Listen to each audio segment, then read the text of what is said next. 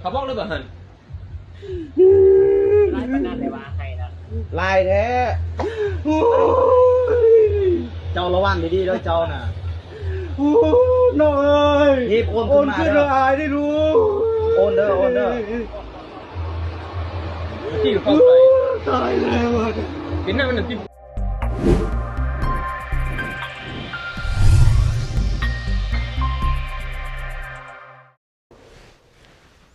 สบายดีท่านผู้ชมยินดีต้อนรับเข้าสู่รายการ Talk the New และข่าวที่ข้าพเจ้าอยากจะนำเสนอในวันนี้ก็จะโม้ถึงเหตุการณ์ที่มันเกิดขึ้นที่ว่ามีแก๊งสแกมเมอร์ได้หันมาก่อเหตุในลาวหลายขึ้นอย่างที่เป็นข่าวที่มาแห่งในตอนนี้ที่ว่ามีผู้โศกหายถูกดูเงินไปเกือบ 4,000 ล้านซึ่งว่าได้สร้างความวิตกกังวลให้กับสังคมลาวก่อนอื่นเราไปเบิ่งภาพเหตุการณ์ต้นเรื่องนำกันก่อนเขาบอกเลยแบบนั้นไล่ปนันเลยว่าให้นะลายแท้เจ้าระวังดีๆด้วยเจ้าน่ะน้อยรีบโอนขึ้นมาเด้อได้รู้โอนเด้อที่อยู่เข้าไปตายแล้ว เป็นหน้ามันหนึ่งที่และต่อกับเหตุการณ์ดังกล่าวก่อนเห็นได้ว่ามีภาพชายวัยกลางคนที่กำลังห้องให้อยู่ร้านขายเครื่องแห่งหนึ่งสาเหตุเข้าใจว่าถูกดูเงินออกจากบัญชีส่วนตัว 4,000 ล้านกีบหลังจากที่คลิปนี้ถูกเผยแพร่ลงในสื่อโซเชียลก็กลายเป็นกระแสใหญ่ที่มาแห่งที่สุดในลาวในตอนนี้ซึ่งก็ได้สร้างความวิตกกังวลให้กับสังคมลาวเป็นจำนวนหลวงหลายได้รับความเห็นใจได้รับความสนใจจากสังคมลาวที่ได้เข้าไปแสดงความคิดเห็นแต่ผ่านไปบ่นานชายในคลิปดังกล่าวก็ได้ออกมาชี้แจงว่าเหตุการณ์ที่เกิดขึ้นก่อนหน้านี้เป็นเรื่องเข้าใจผิดและเงินจำนวน 4,000 ล้านก็ยังคงอยู่ในบัญชีคือเก่าบ่ได้เสียหายไปใส่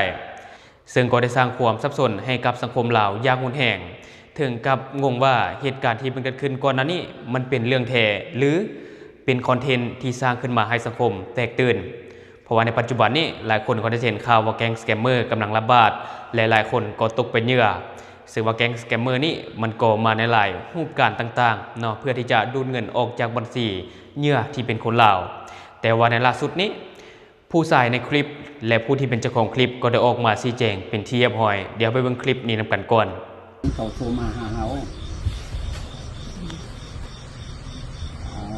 เขามาโทรมาหาเขาแล้วเขาก็จะลงทะเบียนเขาก็จะตามเขาแนะนำมาแล้วแล้วก็มีผู้อยู่ข้างหันเขาก็บอกอยู่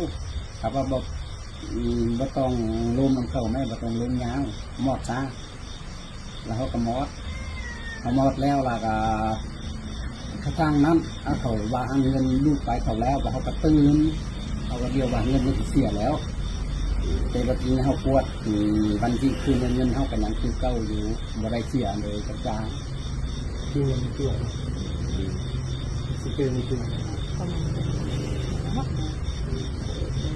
และที่ผ่านไปก็จะเป็นเหตุการณ์สรุปก็คือเหตุการณ์นี้โบเป็นความจริงเป็นเพียงความเข้าใจผิดและความวิตกกังวลไปเองเนาะแต่ว่าคราวนี้มันบ่จบง่ายเพราะว่ามันดังไปถึงธนาคารชื่อดังแห่งหนึ่งอยู่ในสปป.ลาวนั่นก็คือธนาคารการค้าเพิ่นก็ได้โพสต์เตือนประชาชนเนื้อในของโพสต์ก็มีดังนี้หยุดข่าวปลอมกรณีดูดเงิน4 กีบบ่มีมูลความจริงเงินยังอยู่ครบรายละเอียดจากเพจ BCL Bank แจ้งการชี้แจงข้อเท็จจริงเกี่ยวกับกระแสข่าวลือในสื่อสังคมออนไลน์ธนาคารการค้าต่างประเทศลาวมหาชนขอถือเป็นเกียรติแจ้งมายังพ่อแม่ประชาชนและลูกค้าทุกท่านรับทราบอิงตามการติดตามข้อมูลในสื่อสังคมออนไลน์ที่มีการส่งต่อข้อมูลเกี่ยวกับกรณีถูกดูดเงินจากบัญชีที่มีการระบุตัวเลขความเสียหายสูงถึง4 กีบนั้นทาง BCEL ขอชี้แจงข้อเท็จจริงดังนี้ข้อที่1ข้อมูลตัวเลขความเสียหาย4 กีบแม่นบ่มีมูลความจริงจากการตรวจสอบเบื้องต้นของคณะกรรมการเฉพาะกิจด้านการตรวจสอบและวิเคราะห์ข้อมูลที่มีการอ้างถึงมูลค่าความเสียหายจำนวนดังกล่าวแม่นข้อมูลถูกบิดเบือนและบ่แม่นความจริงขอให้สังคมหยุดการแพร่กระจายข่าวดังกล่าวเพื่อหลีกเว้นการสร้างความตื่นตกใจที่บ่มีข้อมูลอ้างอิงข้อที่2เตือนการเสพและแชร์ข่าวอย่างมีสติในภาวะที่ข้อมูลข่าวสารหลากหลายขอให้ทุกท่านเพิ่มความระมัดระวังในการบริโภคข่าวอย่าเฝ้าแตกตื่นและอย่าเฝ้าแชร์ข้อมูลที่ยังบ่ทันได้รับการยืนยันจากแหล่งข่าวที่เป็นทางการส่งต่อข้อมูลที่เป็นเท็จอาจจะส่งผลกระทบต่อความสงบของสังคม และอาจจะมีความผิดทางกฎหมายว่าโดยการคุ้มครองข้อมูลข่าวสารผ่านอินเทอร์เน็ตข้อที่ 3 ยกระดับความปลอดภัยโดยเวอร์ชันล่าสุด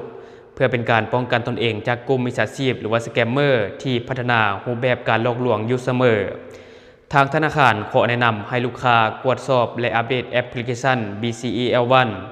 ให้เป็นเวอร์ชันล่าสุดเพื่อให้ระบบความปลอดภัยเฮ็ดเวียกได้อย่างเต็มประสิทธิภาพปัจจุบันธนาคารกำลังเร่งดำเนินการสืบสวนสอบสวนหาสาเหตุที่แท้จริงของเหตุการณ์ที่เกิดขึ้นอย่างใกล้ชิดและจะแจ้งผลการตรวจสอบให้ทราบอย่างเป็นทางการในไวๆนี้ซึ่งคลิปดังกล่าวได้กลายเป็นเรื่องที่ใหญ่โตและได้สร้างความวิตกกังวลทั่วสังคมในตอนนี้โดยเฉพาะคนที่มีเงินในบัญชีธนาคารหลายยิ่งต้องกังวลเนาะเมื่อก่อนหลายคนคิดว่าการเก็บเงินไว้ในเรือนบ่ปลอดภัยเท่าเก็บไว้ธนาคารแต่ในปัจจุบันนี้เก็บเงินไว้ในเรือนก็บ่ปลอดภัยเก็บไว้ธนาคารก็บ่ปลอดภัยหลายคนที่มีเงินหลายก็เลือกที่จะเอาเงินมาเปลี่ยนเป็นทรัพย์สินโดยเฉพาะอสังหาริมทรัพย์และการระบาดของแก๊งสแกมเมอร์ทุกมื้อนี้เห็นได้ชัดเจนว่ามันเพิ่มขึ้นเมื่อก่อนแก๊งสแกมเมอร์ในบ้านเฮาจะเน้นไปก่อเหตุอยู่ที่ประเทศเพื่อนบ้านแต่ว่าทุกมื้อนี้แก๊งสแกมเมอร์ถูกปราบปรามและก็ได้พากันแตกย้ายไปตั้งฐานใหม่ตามหัวเมืองต่างๆแต่ที่สำคัญก็คือว่าแก๊งสแกมเมอร์เหล่านี้ได้หันมาก่อเหตุกับคนลาวหลายขึ้นในลักษณะที่เราเห็นการก่อเหตุของแก๊งสแกมเมอร์ก็มีดังนี้1จะเป็นรูปแบบการหลอกเหยื่อว่าเป็นผู้โชคดีและก็ดึงข้อมูลสำคัญ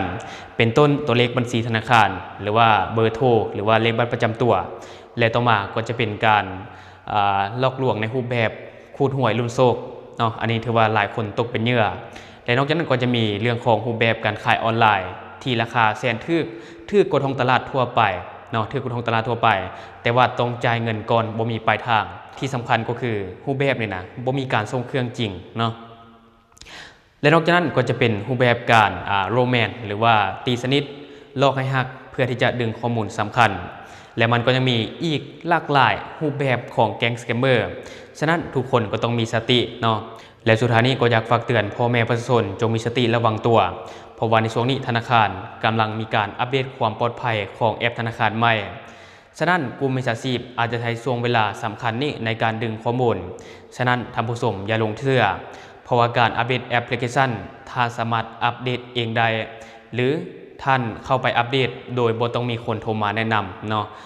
ถ้าว่าอัปเดตบ่เป็นแท้ๆให้ลบแอปทิ่มแล้วก็โหลดใหม่เลยป้อนข้อมูลใหม่เข้าใหม่อันจะเป็นช่องทางที่ดีที่สุด